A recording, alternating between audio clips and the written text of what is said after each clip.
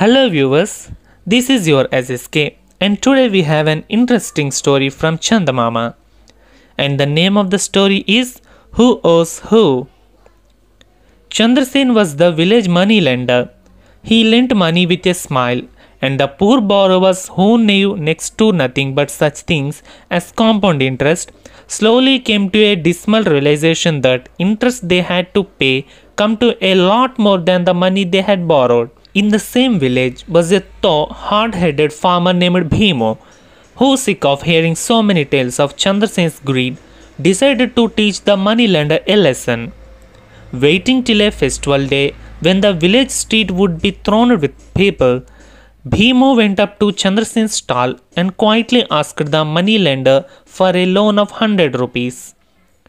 Chandrasen, having heard of Bhimu's reputation, wanted no dealings with someone who might cause trouble, shook his head sadly. "I am so sorry, my friend," he said with a sigh. "All my money is out of loans, so you will have to wait several months before I can oblige you." "Never mind," replied Bhimu. Then scratching his head asked, "Tell me, how much is 10 times 5? 50, of course," snapped Chandrasen. "I am sure it's 60, said Bhimu, raising his voice. Chandrasen shouted in disgust. "Idiot, I tell you to it's only 50. And I say it's 60, shouted Bhimu. Passers by hearing the argument and always happy to witness a quarrel stopped, and soon there was quite a crowd around Chandrasen's stall.